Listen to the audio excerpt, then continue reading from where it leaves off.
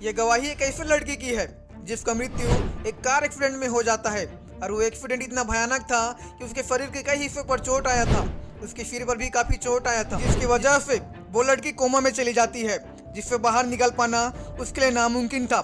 लेकिन कोमा में जाने के बाद उसने कुछ ऐसी चीजों को देखती है जिसे सुन उसके परिवार वाले और डॉक्टर्स हैरान हो जाते हैं। Beautiful light-filled souls. My name is Trisha Barker, and today I would like to talk about the messages and lessons I received from my near-death experience. ये गवाही है पूर्वी टेक्सास में रहने वाली बहन त्रिशा बार्गर की, जिनका जन्म पूर्वी टेक्सास में हुआ था। बचपन से ही यह बहन प्राकृतिक से और घोड़ी की सवारी करना इन्हें बहुत ही अच्छा लगता था। इनके छोटी उम्र में ही इनके मां मानसिक रूप से बीमार हो चुकी थी। बचपन से ही यह बहन पढ़ने में बहुत ही अच्छी थी, इसलिए इनका अधिकतर समय किताब पढ़ते हुए गुजरता था। जैसे जैसे यह बहन बड़ी होती जाती वैसे ही इनका मन पढ़ने में और भी अधिक लगता था। पढ़ने में अच्छी होने की वजह से ही इस बहन को गवर्नमेंट की तरफ से $20,000 का स्कॉलरशिप भी उनको मिला, जिसके द्वारा यह बहन अपनी आगे की पढ़ाई को पूरा करने के लिए वो बहन टेक्सास में ही उपस्थित एक कॉलेज में अपने आगे के अध्ययन के लिए चली गई।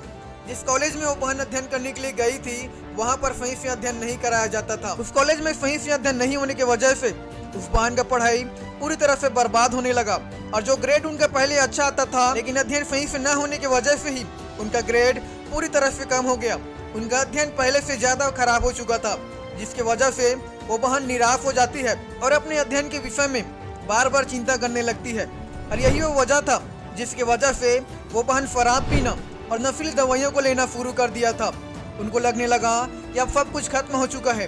बहुत समय से वो बहन डिप्रेशन में रहने के बाद वो बहन अपने होश में आती है। तब उसे एहसास हुआ कि वो अपने जीवन को ऐसे ही बर्बाद कर रही है। इसलिए वो बहन तुरंत ही हॉस्पिटल चली जाती है अपने आप को दिखाने के लिए। तब डॉक्टर ने उसे सलाह दिया कि उसे तनाव से दूर रहने के लिए घर से बाहर निकलना होगा और दौड़ने का उसे सुझाव दिया गया। अगले दिन जब वो बहन अपने कार से कहीं जा रही थी, तभी अचानक ही एक दूसरे कार ने उसके कार को टक्कर मार दिया और ये टकराव इतना घातक था जिसकी वजह से उसकी कार पूरी तरह से टूट गया। उस भयानक एक्सीडेंट की वजह से वो बहन की पीठ पूरी तरह से टूट गई थी और उसकी रीढ़ की हड्डी भी टूट गई थी। उसके सिर से लेकर पैर तक उन्हें काफी चोट आया था। वो बहन कार के अंदर ही फंस चुकी थी और चोट आने की वजह से वो अपने शरीर को हिला भी नहीं पा रही थी। तब एक नर्स उसके पास में आती है और उस बहन को उस कार से बाहर निकालने की कोशिश करती है। कुछ समय बाद एम्बुलेंस भी वहां पर आ जाता है और बचाव कर्मी उस बहन को उस कार से बाहर निकाल लेते हैं और उसे एक बोर्ड पर लिटाया गया और तुरंत ही उसे एक हॉस्पिटल पर ले जाया गया। एक्सीडेंट की वजह से उस बहन का पीठ टूट चुका था और वो बहन सदमे में चली गई थी। उस समय वो बहन बहुत ही ज्यादा घबराई हुई थी और उसे लगने लगा कि अब वो बच नहीं पाएगी। कुछ समय के बाद में उस बहन को ऑपरेशन रूम में ले जाया गया और उसे ऑपरेशन के लिए तैयार किया गया। जब ऑपरेशन शुरू हुआ उसी समय वो बहन अपने आप को अपने शरीर से बाहर पाती है और उन सभी डॉक्टर्स को अपने शरीर के चारों तरफ देख पा रही थी जो उनका इलाज कर रहे थे। ऑपरेशन के दौरान वो बहन उन डॉक्टर्स को केवल देख ही नहीं बल्कि सुन भी पा रही थी। उस समय उसने रेडियो की आवाज को भी सुन पा रही थी। जो डॉक्टर्स बातें कर रहे थे उन सभी को भी वो बहन सुन पा रही थी। उस समय में वो बहन एक असीम शांति को महसूस कर पा रही थी और बहुत ही खुश भी थी, क्योंकि जो दर्द और जो चिंताएं उसके पास में था वो अब उसमें नहीं था और वो पूरी तरह से एक असीम शांति को महसूस कर पा रही थी। उसी ऑपरेशन रूम में ही वो बहन बहुत सारे स्वर्गदूतों को भी देख पा रही थी जो उस बहन को बचा रहे थे। वो सभी 9 फीट लंबे थे और बेहद ही चमकदार थे। उन स्वर्गदूतों ने उस बहन से बातें किया और उसे बोला, तुम चल सकोगे, तुम फिर से दौड़ सकोगे और सब कुछ ठीक हो जाएगा, तुम पूरी तरह से ठीक हो जाओगे। उस समय सभी डॉक्टर्स अपनी पूरी कोशिश कर रहे थे उस बहन को बचाने के लिए, लेकिन उसी पल उस बहन की मृत्यु हो जाता है। डॉक्टर्स लगातार उस बहन को बचाने की कोशिश करते रहे, उसे CPR देते रहे, लेकिन फिर भी वे कुछ भी नहीं कर पाए। जब उस बहन की आत्मा उसके शरीर से बाहर निकला तब उस बहन को उन सारे लोगों को दिखाया गया जो हॉस्पिटल में थे और उनको उन लोगों को भी दिखाया गया जो उनके लिए प्रतीक्षा कर रहे थे। इसके बाद उसको एक जगह पर ले जाया गया जहां पर उसके पिताजी शराब पी रहे थे। ये उसका सौतेला पिता था जो उसे छोड़ दिया था और जब उसके बेटे का एक्सीडेंट हुआ तब भी उसका पिता शराब पीने के लिए चला गया। लेकिन अब वो बहन की आत्मा इन सारी चीजों को देख पा रही थी जो उसके साथ में हो रहा था। उसके बाद उस बहन की आत्मा को उसके शहर के ऊपर गुजारा जा रहा था वो सब कुछ देख पा रही थी जो उसके शहर में हो रहा था।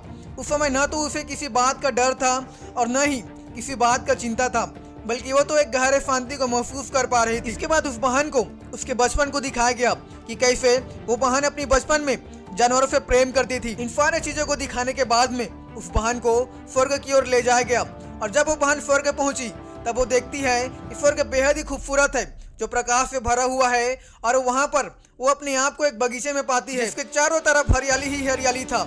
उस जगह में असीम शांति था जिसपे वो बहन महसूस कर पा रही थी।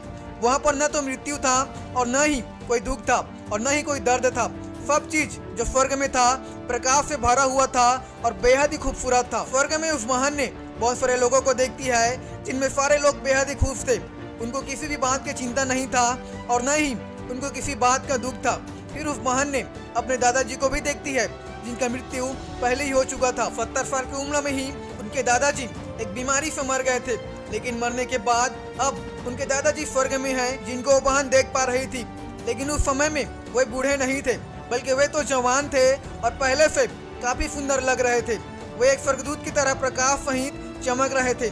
भले ही वे पृथ्वी पर मर गए थे, लेकिन स्वर्ग में वे जीवित थे और बेहद ही खुश थे। वहाँ पर उस बहन को एक नदी को दिखाया गया जिसके पास बहुत सारे लोग थे जो बहुत ही ज्यादा खुश थे। वे सारे लोग परमेश्वर से जुड़े हुए थे और परमेश्वर की उपस्थिति के कारण वे जगह बेहद ही प्रकाश से भरा हुआ था। उस स्थान पर वो बहन परमेश्वर के प्रेम और उपस्थिति को अनुभव कर पा रही थी।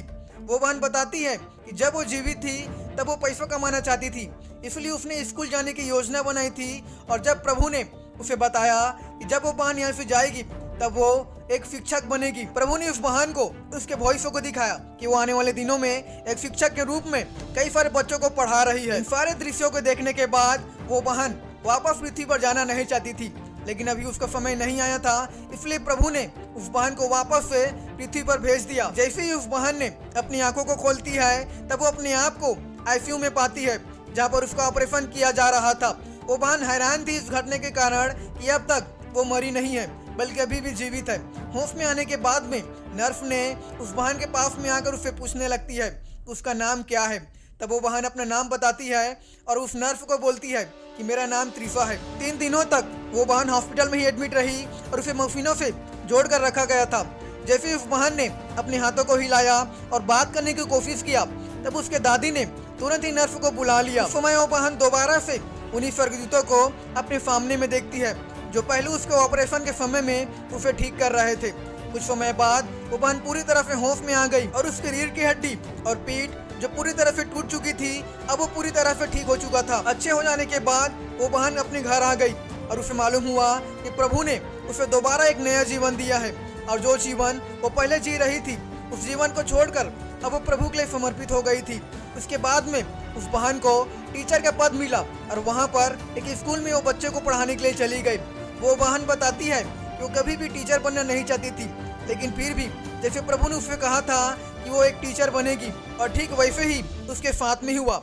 अब वो बहन त्रिफा एक टीचर है जो कि परमेश्वर का धन्यवाद देती है कि प्रभु ने उसे बच्चों के सम्मुख में सेवा करने का अवसर दिया एक टीचर के रूप में, और आज प्रभु उस बहन को बच्चों के सम्मुख में इस्तेमाल कर रहा है।